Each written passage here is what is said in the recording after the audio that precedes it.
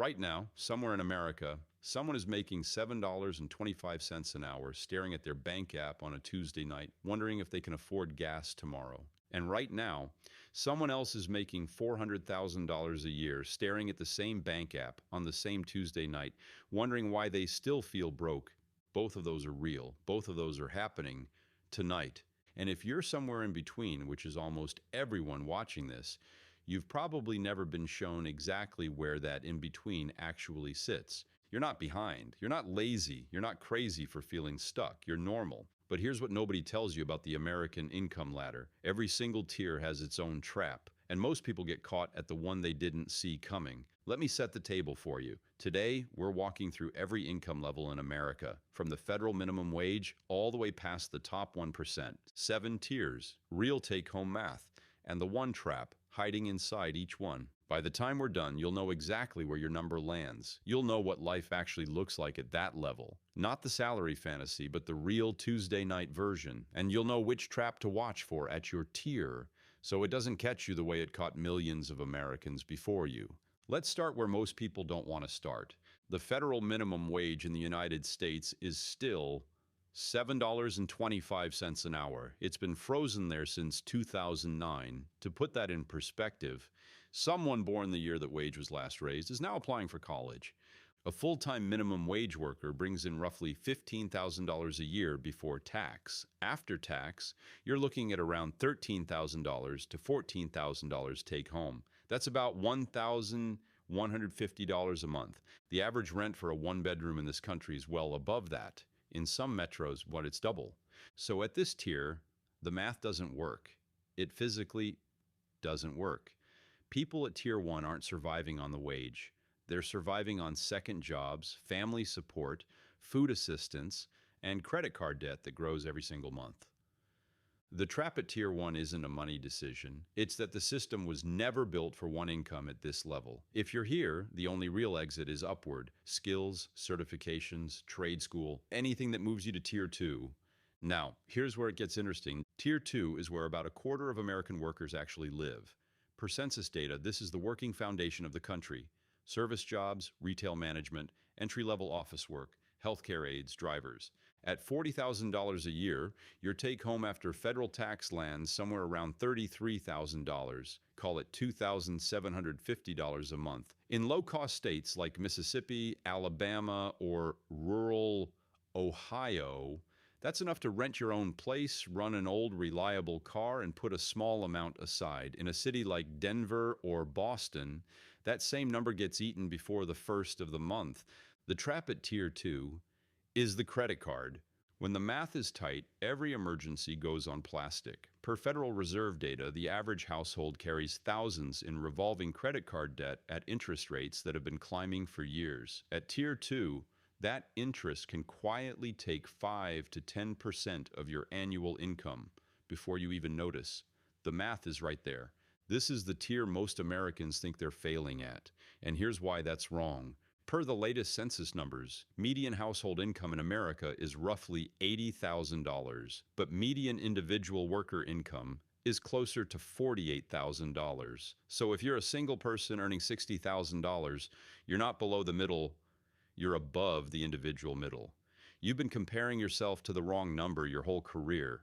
At $65,000 a year, your take-home is around $52,000 or $4,300 a month. You can rent a decent place, run a reasonably new car, contribute a few percent to your 401k, and have something left for groceries and a weekend.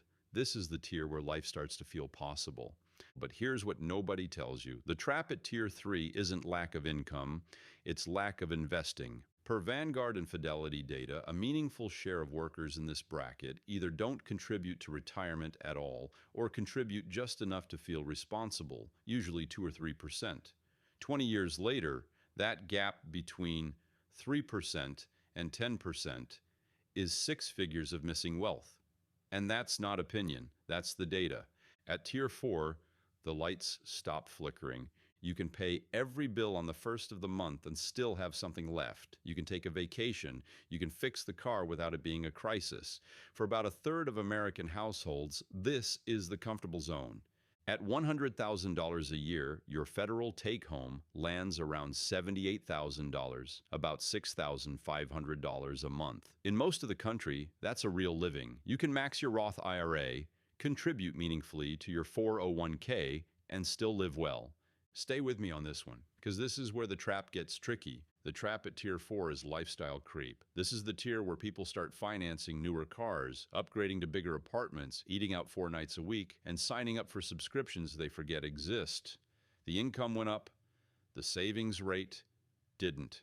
The people who actually build wealth at $100,000 are the ones who keep their lifestyle at the Tier 3 level and invest the difference. That's $15,000 to $20,000 a year, compounded for 20 years. That's how Tier 4 turns into a real retirement. Tier 5 is where America starts to feel rich on paper, but doesn't always feel rich in real life. This is the bracket where dual-income professional couples live. 2 teachers in a high-cost state, an engineer married to a nurse, 2 mid-career office workers in a major city. At a household income of $180,000, your take-home after federal tax is roughly $140,000, or about $11,700 a month. That sounds like a lot, and in low-cost states, it is. But in San Francisco, Seattle, New York, or coastal California, that number gets cut in half by housing alone before you've eaten a single meal. Here's what nobody tells you about Tier 5. Per Lending Club and Bank of America Institute data, around 60% of Americans say they live paycheck to paycheck, and a meaningful share of those people earn over $100,000. The trap at Tier 5 is geography. Your salary isn't the problem. Your zip code is. The same income in Houston versus San Jose can be the difference between maxing every account and feeling broke at $200,000. Now, we're in territory most Americans never reach. Per Federal Reserve data, the top 10% of households in America start somewhere around $250,000 in annual income. The top 5% kicks in around $350,000. At this tier, the math finally tilts in your favor. You can max every tax-advantaged account, save aggressively in taxable brokerage, own a home, send kids to college without loans. I've been there. In the lower part of this tier, the relief when you stop doing financial math at 2 a.m. is real. But here's what nobody tells you about Tier 6. The trap is taxes. At this income, you're in the higher federal brackets, plus state, plus payroll, and the difference between strategic tax planning and ignoring it can be $20,000 to $50,000 a year. People at this tier who don't have a fiduciary advisor or at least a solid CPA are leaving real money on the table every single month. The top 1% of household income in America starts somewhere around $650,000 to $800,000 a year. That's lower than most people guess. Pop culture trains you to picture private jets. The actual entry door to the top 1% is closer to 2 high-earning professionals in a major metro than to billionaires.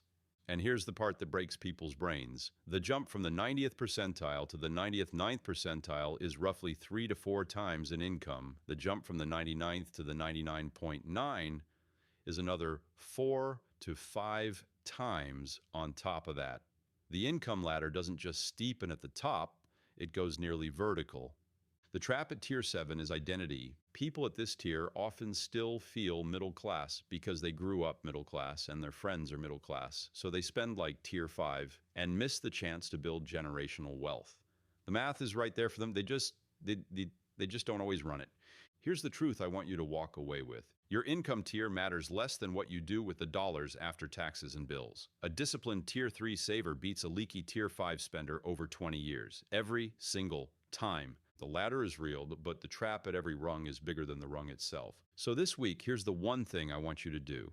Calculate your monthly take-home minus your fixed bills, rent, utilities, insurance, debt minimums. The dollar number left over is your real tier, not your salary. That number is what you actually have to work with. And once you know it, the next move gets a whole lot clearer. If this hit home for you, hit subscribe and turn on notifications. I drop new videos breaking down American money 3 to 4 times a week. Thanks for watching. Take care of your money this week, and I'll see you in the next one.